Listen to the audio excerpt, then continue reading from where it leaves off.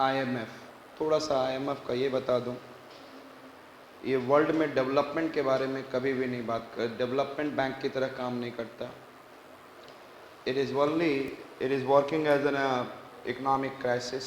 जब होगा short term economic crisis that it will try to resolve it, क्योंकि most of the countries को सभी ने आईएमएफ के थ्रू, उसके आईएमएफ में सब ने कुछ रुपीज़ और कुछ dollar has been deposited, and through which that every country has got the special drawing rights, SDR मिल जाती है।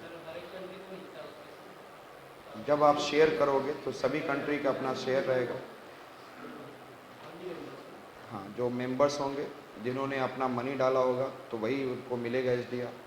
और एसडीआर का मतलब ये है कि जैसे ही सपोज करो आपके पास इतनी इनकम नहीं है कि बाहर ट्रेड नहीं कर पा रहे हैं, ध्यान दें इधर, when you are not special drawing rights, उस राइट्स को आपको क्या करेगा, फिर आईएमएफ आपको क्या प्रोवाइड करता है, फैसिलिटेट करता है कि आप चलो चाइना को बेच दो। किसको दे दो? बेचना नहीं है, दे दो। मतलब ऐसे I said that you have to take the loan. तो सडनली आपके पास सपोज करो कि 1 लाख था एसडीआर और आपने 10,000 दे दिया, तो 10,000 एसडीआर आपकी कम होगी, माइनस में चलेगी, और उसके पास 10,000 एसडीआर ज़्यादा हो गया, और आपको अब इंटरेस्ट पे करना है जिस कंट्री से आपने एसडीआर लिया है। ठीक है, और इस तरीके से आईएमएफ का रोल रहता है थोड़ा, इट इज़ क्लियर। और ऐसे कई ऐसे बॉडीज़ हैं कि उन कई इंडेक्सेस को देखते हैं, जैसे कि वर्ल्ड में कहाँ पर किसकी इकोनॉमिक ग्रोथ कैसे चल रही है, यस और नॉट, किसकी जीडीपी ग्रोथ कैसे कर रही है, उनकी अपनी एक पैरामीटर है, इंडेक्स है, एंड दे आर प्लानिंग कि yes they are this way that India's world's different countries there I said that GDP is growing, और इन द फ्यूचर क्या क्या ग्रोथ हो सकता है। So I said that IMF has the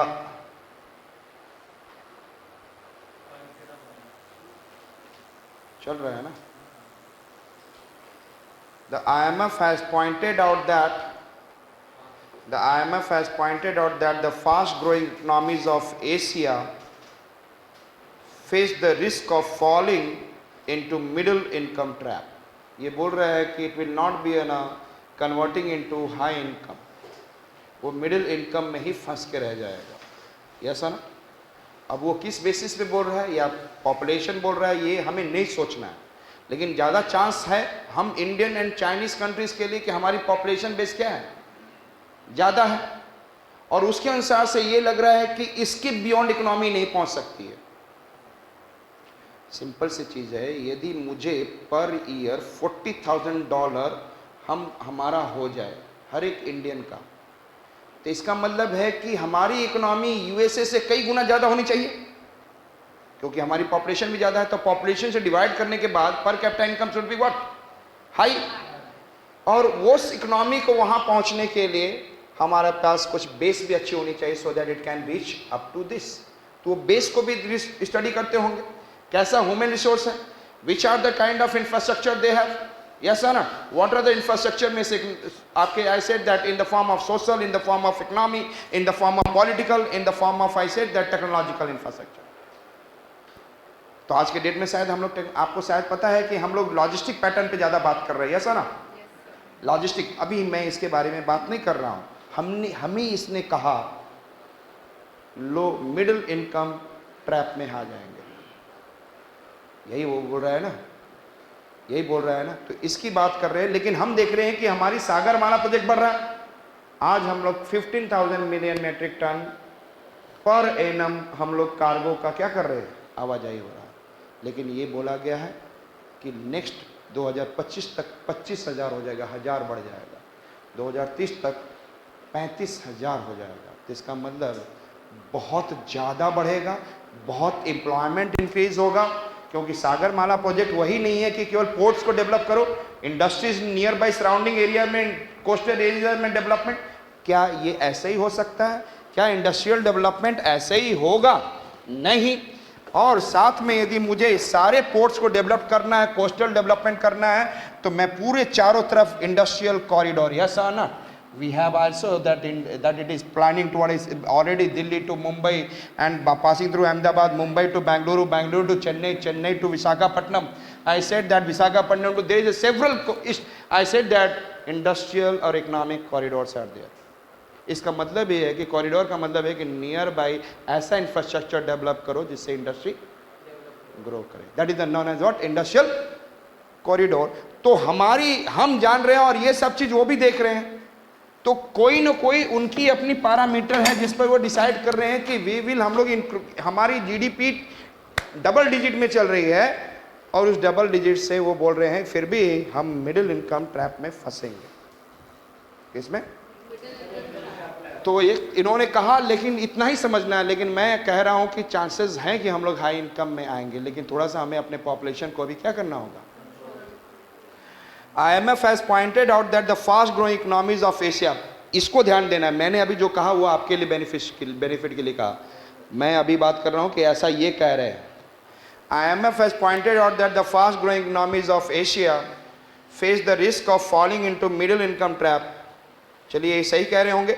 It means that average incomes in these countries which till now have been growing rapidly, अभी लग रहा है कि rapidly growing हो रहा है, will stop growing beyond a point that is well short of incomes of the developed countries. उनकी यदि उनकी उतनी है उससे थोड़ा नीचे हम लोग आकर रुक जाएंगे. Who said? IMF. किसके कंपैरिजन में? In the West developed nations. The IMF identifies a number of causes of middle income trap. उन्होंने कई कारण बोले, none of which is surprising. और उन्होंने बोला कि इसमें से ऐसा कोई कॉज नहीं है कि जो सरप्राइजिंग हम लोग बोलने जा रहे हैं. From infrastructure to weak institution, ये यदि बोला जाए इंफ्रास्ट्रक्चर या इंस्टीट्यूशन लेवल वो भी क्या है? Weak. Too less than favourable macro economic condition, जो मैक्रो इकोनॉमिक कंडीशन जो चाहिए बड़े लेवल पे, डिमांड सप्लाई, बैंकिंग इंफ्रास्ट्रक्चर, ये सारी चीजों को इन्होंने पॉइंट आउट किया. क्या बोला उन्होंने? बोला too less than favourable macro economic condition. मतलब फेवरेबल से क्या है? कम है. ऐसा not less than favourable macro economic condition. Again from infrastructure wise देखा जाए, institution to be weak, and then एक मैक्रो इकोनॉमिक्स भी हमारी कैसी बोल रही है उन्होंने? कैसा बोला उन्होंने? वीक बोला. Understood it? Yes or less than favorable. But the broad overall cause, says IMF, is a collapse in the growth of productivity. But the broad overall cause, उन्होंने बोला broad term में the overall cause बोला जाए तो IMF कहता है collapse in the growth of, एक limit पर प्रोडक्टिविटी आके रुक जाएगी. ये बोल रहा है. यदि ब्रॉड बोला जाए तो क्या बोला जाए? Broad cause is what? Collapse in productivity. Yes और नॉट? चलिए समझ में आ गया. इसकी ये जो कह रहा है, once a country reaches middle income stage it runs the risk of falling productivity which leads to the stagnant incomes. Once a country reaches middle income stage, ये किस कंट्रीज के बारे में बात कर रहा है? ये किस कंट्रीज के बारे में बात कर रहा है? यस, एशिया का. और ये किस कंट्रीज के बारे में बोल रहा है? कोई भी कंट्री. यस और नॉट? तो पहला ही ये लाइन गलत बोल रहा है. अंडरस्टूड? एशियन कंट्रीज के बारे में बात की जा रही है. Once a country reaches middle income stage, it runs the risk of what? Falling productivity which leads to the stagnant. और ये ओवरऑल सारी कंट्रीज की बात कर रहा है. यस आना? और IMF ने किस कंट्रीज के बारे में बोला है? कि Asia will reach the what? Middle income, और ट्रैप में फंस जाएगा. उसके बाद फॉलिंग प्रोडक्टिविटी. उसके अनुसार से तो सही हो गया ये स्टेटमेंट, लेकिन ये कहां पे गलत हो रहा है? एशिया नहीं. यस आना? Next one, it is I said that falling into middle income trap is a general characteristics of fast growing.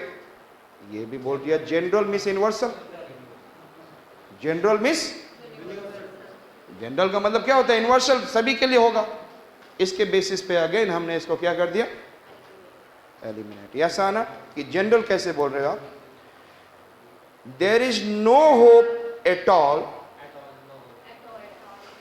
यहाँ पे भी इसने बिल्कुल नहीं बोला उसने, यस और नॉट एट ऑल बोल रहा है ना, यस और नॉट इट इज, तो it is again going to the extreme negative, yes और not.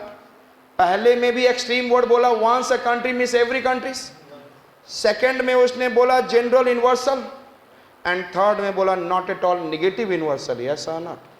There is no hope at all for emerging Asian countries to sustain the growth momentum. तो पहले मैं उधर ही बात हटा दिया, तो आगे कहा एज, तो इसका मतलब बचा कौन सा है, डी बचा है। तो as regards growth of productivity the performance of Asian economy is not, तो यही मोस्ट लॉजिकल लग रहा है, यस और not. So it is clear.